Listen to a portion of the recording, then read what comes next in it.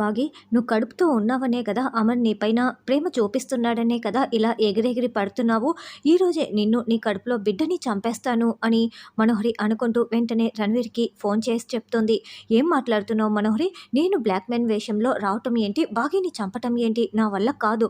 అమర్కి దొరికిపోయానంటే అక్కడికక్కడే నన్ను చంపి పాతరేసేస్తాడు అని రణవీర్ అంటాడు. లేదు రణవీర్, నువ్వు తప్పకుండా చేయాల్సిందే అని మనోహరి అంటుంది. లేదు మనోహరి, నేనైతే చేయను. నేను అమర్ చేతిలో చావాలనుకోవటం లేదు అని రణవీర్ అంటే, అయితే నువ్వు చేయవా? మన కూతురు కోసం కూడా నువ్వు చేయవా అని మనోహరి అంటుంది. ఏంటి మనోహరి, కూతురు ఏంటని రణవీర్ అంటే, అవును, నువ్వు మన కూతురు గురించి నిజం తెలుసుకోవాలంటే నువ్వు చేయాల్సిందే రణవీర్ అని మనోహరి అంటే, మన కూతురు ఎక్కడ ఉందో నీకు తెలుసా? చెప్పు మనోహరి, చెప్పు అని రణవీర్ అంటాడు. ఇక్కడే హైదరాబాద్లోనే మనము చూడలేనంత దగ్గరలో, చేరుకోలేనంత దూరంలో ఉంది. నేను కూడా ఇన్ని రోజులు తెలుసుకోలేకపోయాను. నాకు కూడా ఇప్పుడే తెలిసింది. నీకు మన కూతురు గురించి నిజం తెలియాలంటే నువ్వు బ్లాక్ మెన్ వేషంలో రావాలి. నువ్వే ఆలోచించుకో. బ్లాక్ మెన్ వేషంలో వచ్చి నన్ను షూట్ చేస్తున్నట్లు నటించి బాగిని చంపేసి వెళ్ళాలి. అప్పుడే నీ కూతురిని చూపిస్తానని మనోహరి అనడంతో, అలాగే మనోహరి, నువ్వు చెప్పినట్లు నేను చేస్తాను. మరి నా కూతుర్ని నాకు చూపిస్తావు కదా అని రణవీర్ అనడంతో, నీకు అప్పజెప్పేస్తాను రణవీర్ అని మనోహరి చెప్తుంది. అలాగే ఈరోజే ప్లాన్ చేస్తానని రణవీర్ అంటాడు. ఓకే రణవీర్ అంటూ మనోహరి ఫోన్ పెట్టేయటంతో, ఎస్, నేను ఈ పని పూర్తి చేసేస్తే నా కూతురు నా దగ్గరికి వస్తుంది, ఆస్తి నా చేతిలోకి వస్తుంది అని రణవీర్ చాలా సంతోషపడుతూ ఉంటాడు. ఇదంతా చెంబా వినేసి, ఏంటి మనోహరి, నీ కూతురు గురించి నీకు నిజం తెలుసా? రణవీర్కి అప్పచెప్తానని చెప్పావు కదా అని చెంబా అంటే, లేదు, నాకెక్కడ తెలుసు, రణవీర్తో పని చేయించుకోవటం కోసమే నేను ఇలా అబద్ధాలు చెప్పాను అని మనోహరి అంటే, నమ్మిన వాళ్ళకి అబద్ధాలు చెప్పటం కరెక్ట్ కాదు మనోహరి అని చెంబా అంటుంది. నమ్మిన వాళ్ళని నేను ప్రాణాలే తీసేశాను. మోసం చేయటం నాకు అసలు ఒక లెక్కే కాదు. అయినా నా కూతుర్ని నేను ఎప్పుడో వదిలేసుకున్నాను. నా కూతురు మీద నాకు ప్రేమేంటి? రణవీర్ కూడా ఆస్తి కోసమే ఇలా మాట్లాడుతున్నాడు కానీ ప్రేమైతే లేదు కూతురు మీద అని మనోహరి చెప్తుంది. అవునులే, నువ్వు ప్రాణాలు తీసే రాక్షసివి కదా, నీకు ప్రేమలు అవన్నీ ఎక్కడి నుంచి వస్తాయని చెంబా అనుకుంటూ ఉంటుంది. ఇద్దరూ నీచులే, విష సర్పాలు. వీళ్లకు పుట్టిన ఆ పాప ఎంతటి అభాగ్యురాలు, ఎక్కడ ఉందో ఏంటో అని చెంబా అనుకుంటూ ఉంటుంది. నువ్వు నాకు నీతులు చెప్పటం ఆపి నాకు సహాయం చేస్తూ ఉండు. నీకు రావాల్సిన డబ్బుని నీకు ఇచ్చేస్తానని మనోహరి చెప్తోంది. తర్వాత అమర్ ఆఫీస్లో సీసీటీవీ ఫుటేజ్ని చెక్ చేస్తూ ఉంటాడు. ఏంటి సార్, మన ఇంటి లైవ్ సీసీటీవీ ఫుటేజ్ చూస్తున్నారా? ఎందుకు సార్ అని రాథోడ్ అడగటంతో, ఇంకేంటి రాథోడ్, ఆ కిల్లర్ కోసమే. ఖచ్చితంగా ఈరోజు వాడు వస్తాడు. మనోహర్ని చంపడానికి వాడి మోటివ్ ఏంటో తెలియదు కానీ వాడికి ఎక్కువ సమయం లేదనిపిస్తోంది. అందుకే మనోహర్ అయితే బయటికి రాదు కదా. ఈరోజు ఖచ్చితంగా వాడు మనోహర్ని చంపటానికి వస్తాడు. వాడిని పట్టుకోవటం కోసమే నేను ఈ సీసీటీవీ ఫుటేజ్ని కూడా చెక్ చేస్తూ ఉన్నాను అని అమర్ అంటే, సార్, మనోహరి గారిని చంపటానికి వస్తే మిస్సమ్మ కూడా ఉంటుంది కదా సార్, ప్రమాదం కదా అని రాథోడ్ అంటే, వాడు లోపలికి వెళ్ళడు రాథోడ్, అంతకు లోపే నేను పట్టుకుంటాను కదా. వాడు నేనుండగా ఇంటి లోపలికి వచ్చే ధైర్యం చేయడు. అందుకే ఈరోజు నేను ఎర్లీగా ఆఫీస్కి వచ్చేసాను. వాడు ఈ కెమెరాలో క్యాప్చర్ అవగానే నేను వెళ్ళి వాడిని పట్టుకుంటాను. ఈరోజు వదిలే ప్రసక్తే లేదు అని అమర్ సీసీటీవీ క్యాప్చర్స్ని చూస్తూ ఉంటాడు. అబ్బా చిత్రగుప్త, నాకు శిరోభారము ఎక్కువ అవుతున్నది ఈ పని ఒత్తిడితో అని యమధర్మరాజు బాధపడుతూ ఉంటారు. అప్పుడే ఆరు దేవకన్య ఇంద్రజలాగా డ్రెస్ వేసుకొని వస్తూ ఉంటుంది. దాంతో గుప్తా గారు, యమధర్మరాజు ఇద్దరు కూడా చాలా షాకింగ్గా ఆరుని చూస్తూ ఉంటారు. ఏమిటి చిత్రగుప్త, ఈ బాలిక ఇంత అందంగా ఉన్నది అని యమధర్మరాజు చెప్తూ ఉంటే, అవును యమధర్మరాజా, అసలు ఈ బాలిక మానవ రూపియా లేకపోతే నిజంగా దేవకన్యయ అన్నట్లు ఉన్నది.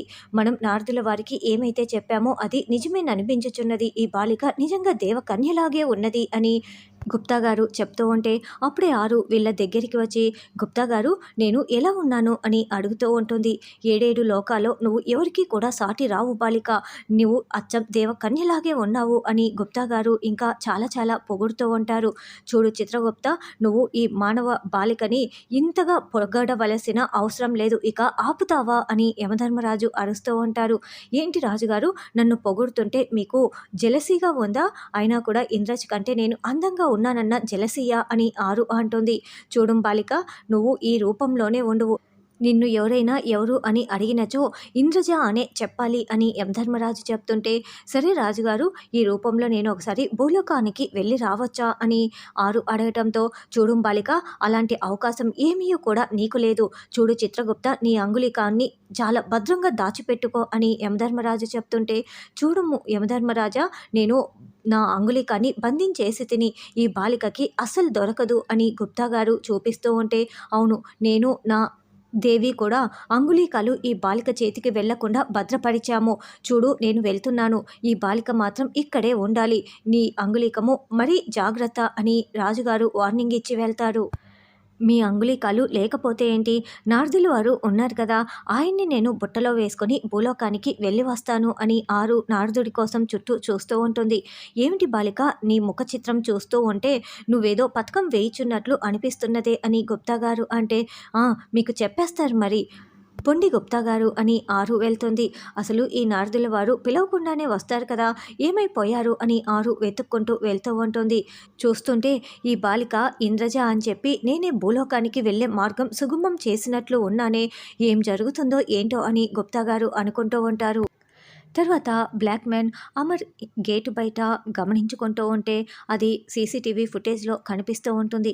సార్ సార్, అదిగోండి సార్, బ్లాక్ మ్యాన్ వచ్చేసారు సార్ అని రాథోడ్ చెప్పడంతో, రాథోడ్, ఇక్కడ నువ్వే మానిటర్ చేస్తూ ఉండు, నేను వెంటనే ఇంటికి వెళ్ళి వాడిని పట్టుకుంటాను, నువ్వు నాకు అప్ టు డేట్ ఇస్తూ ఉండు అని అమర్ బయలుదేరి వెళ్తాడు.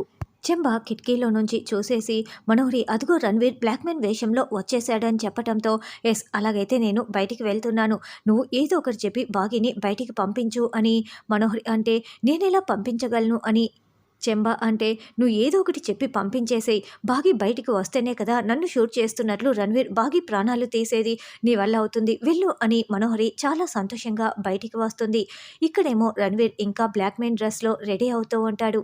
చాచా, అనవసరంగా మనోహరికి బ్లాక్మెన్ డ్రెస్లో వస్తానని మాట ఇచ్చేశాను, నా కూతురు కోసం, నా కూతురు వల్ల వచ్చే ఆస్తి కోసం, అమర్కి దొరికితే నన్ను చంపేస్తాడు, ఏం జరుగుతుందో ఏంటో అని రణ్వీర్ టెన్షన్ పడుతూ ఇంకా నల్ల డ్రెస్ వేసుకొని చేతులకి ముఖానికి మొత్తం బ్లాక్గా రెడీ చేసుకుంటూ ఉంటాడు. ఇక్కడేమో బ్లాక్ మ్యాన్ ఆల్రెడీ గేటు బయట ఉంటాడు. అప్పుడే మనోహరి లాన్లో వచ్చి కూర్చోవటంతో, ఈ మనోహరి ఏంటి ఇప్పుడే బయటికి వచ్చి కూర్చోవాలా, చావు ఈ మనోహర్ని పిలుస్తున్నట్లు ఉంది అని రాథోడ్ సీసీటీవీ ఫుటేజ్లో చూసి అనుకుంటూ ఉంటాడు.